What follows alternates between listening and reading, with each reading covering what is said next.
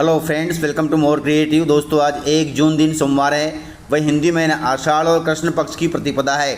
तो चलिए शुरू करते हैं आज की बड़ी खबरें। यदि आपको खबरें पसंद आए तो वीडियो को लाइक जरूर करिएगा और इसी प्रकार की खबरों के लिए चैनल को सब्सक्राइब कर बेल आइकन पर क्लिक कर दें। दोस्तों, खबरें पूरी पाने के लिए वीडियो अंत तक जरूर देखिए और आप हमें प्रदेश के किस जिले से देख रहे हैं कमेंट बॉक्स में जरूर बताइएगा। दोस्तों, केंद्र सरकार ने देश में पेट्रोल डीजल पर एक्सपोर्ट ड्यूटी घटा दी है। केंद्र सरकार ने ईंधन के निर्यात शुल्क में कटौती की है जो 1 जून से लागू होगी। पेट्रोल पर 1.5 रुपये और डीजल पर 13.5 रुपये प्रति लीटर ड्यूटी तय की गई है। राहत की बात यह है कि देश के भीतर तेल की कीमतों पर इसका कोई असर नहीं पड़ेगा, अर्थात पेट्रोल डीजल के जो दाम हैं वही यथावत रहेंगे। सरकार द्वारा एक्सपोर्ट ड्यूटी घटाने से कोई फर्क नहीं पड़ेगा। गाइस, अमेरिका के राष्ट्रपति डोनाल्ड ट्रंप की बेटी इस समय भारत दौरे पर है। अमेरिकी राष्ट्रपति डोनाल्ड ट्रंप की बेटी टिफनी ट्रंप इन दिनों भारत के निजी दौरे पर है। शुक्रवार को उन्होंने दिल्ली स्थित अक्षरधाम मंदिर के दर्शन भी किए हैं। टिफनी ने सोशल मीडिया पर मंदिर की भव्यता और अद्भुत वास्तुकला की जमकर सराहना की। उन्होंने अपने पोस्ट में लिखा कि अक्षरधाम मंदिर का दौरा उनके लिए एक अविस्मरणीय अनुभव रहा है। मंदिर की सुंदर नक्काशी और स्थापत्य कला से प्रभावित होकर वे बहुत खुश हैं। कुल मिलाकर उनकी यह यात्रा बहुत ही अविश्वसनीय रही है।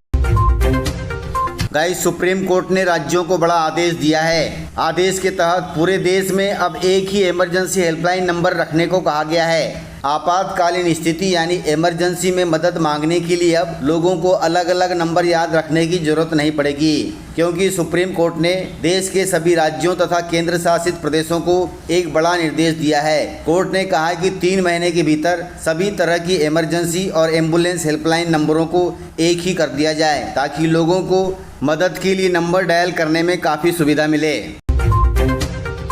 दोस्तों, आदिवासी वोट बैंक से बन सकती मध्य प्रदेश में कांग्रेस की सरकार। मध्य प्रदेश में साल 2028 में विधानसभा चुनाव होने हैं। इसके लिए कांग्रेस बड़ी रणनीति बना रही है। मध्य प्रदेश में सत्ता वापसी की कोशिश में कांग्रेस ने एक बड़ा कदम उठाया है। शनिवार 30 मई को प्रदेश कांग्रेस कमेटी मुख्यालय में ट्राइबल एडवाइजरी कमेटी की हाई प्रोफाइल बैठक हुई थी।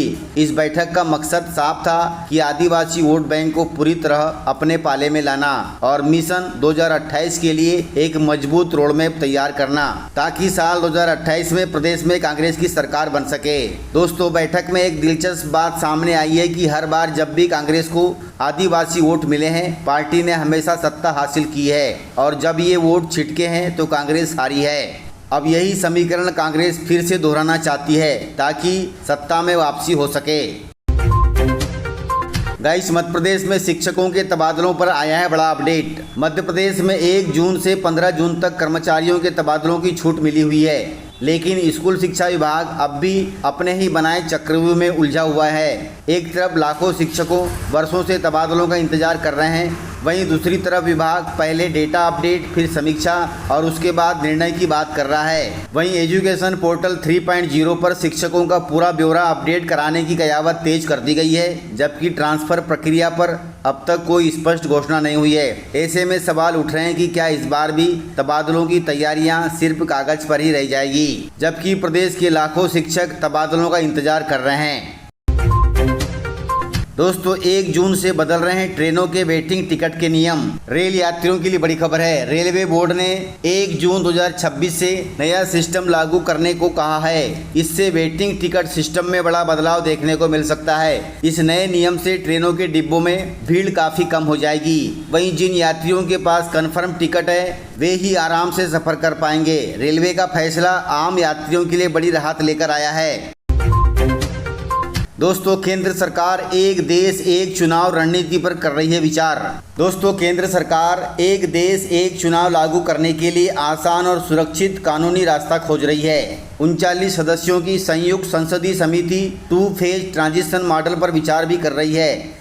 इस नए मॉडल के आने से राज्यों में बार बार चुनाव कराने की जरूरत नहीं पड़ेगी। एक साथ चुनाव कराने के लिए 2 चरणों में काम करने के विकल्प को अच्छा माना जा रहा है। वैसे देश की जनता भी चाहती है कि एक देश एक चुनाव होना चाहिए, अर्थात पूरे देश में लोकसभा तथा विधानसभा चुनाव एक ही समय होना चाहिए ताकि देश का पैसा भी बचे। गाइस, मध्य प्रदेश की बेटी ने रचा है इतिहास। गाइस, मध्य प्रदेश की बेटी अंजना यादव ने एक बार फिर इतिहास रच दिया है। अंजना ने माउंट एवरेस्ट फतह कर वहां तिरंगा लहरा दिया है। मूल रूप से अंजना रायसेन जिले के सेमरी गांव की रहने वाली है। उनकी इस उपलब्धि पर मुख्यमंत्री डॉक्टर मोहन यादव ने भी उन्हें बधाई दी है। हम भी अपने सब्सक्राइबरों की ओर से उन्हें बधाई देते हैं। बेटी अंजना आज प्रदेश की बेटियों के लिए प्रेरणादायक बनी हुई हैं।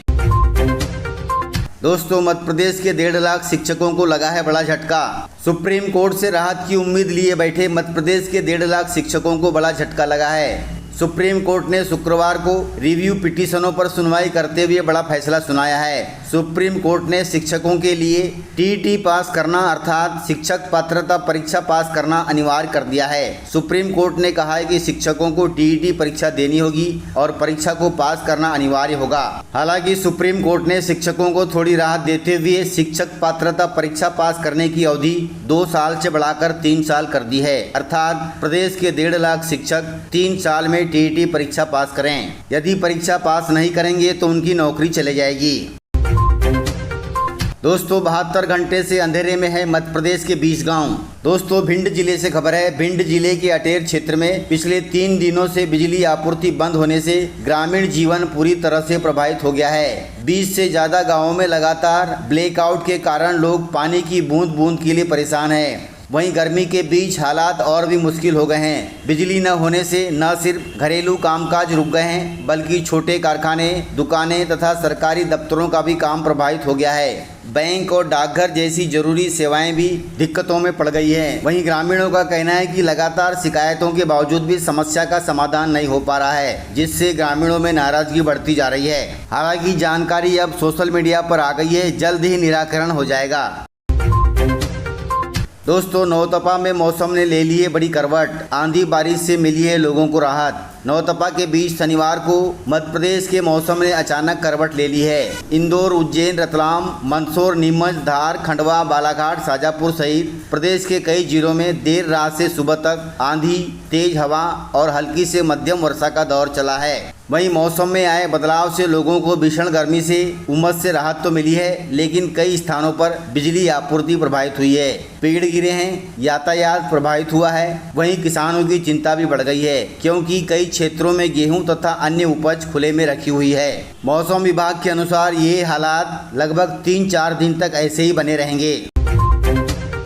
दोस्तों, किसानों के लिए जरूरी खबर है। सालों बाद मध्य प्रदेश में सोयाबीन की बीज की किल्लत हो रही है। पिछले वर्ष प्रदेश में सोयाबीन के चमकते भाव को लेकर किसानों में खुशी थी, मगर अब अगली फसल के लिए सोयाबीन के बीज की किल्लत को लेकर किसान परेशान है। बाजार में अप्रमाणिक बीज धड़ल्ले से बिक रहा है। वहीं प्रमाणिक बीज के भाव 11,000 रुपये प्रति कुंटल तक पहुंच गए हैं। जानकारी के अनुसार आपको बता दें कि किसानों को लगभग 3 लाख कुंटल सोयाबीन बीज की जरूरत है। सरकार के पास मात्र 20% ही सोयाबीन बीज रखा हुआ है। हालांकि बीज कंपनियां अभी बाहर से सोयाबीन का बीज मंगाकर आपूर्ति कर रही है। नतीजा किसानों को इस बार सोयाबीन की बोनी काफी महंगी पड़ सकती है। हालांकि सरकार ने कहा है कि किसानों के लिए प्रमाणिक बीज की व्यवस्था करेंगे। दोस्तों, इस प्रकार से खबरें थी। यदि आपको खबरें पसंद आई हो तो वीडियो को लाइक, शेयर एंड सब्सक्राइब जरूर करें। तो मिलते हैं सर अगले वीडियो में, तब तक के लिए जय हिंद, जय भारत, जय एमपी।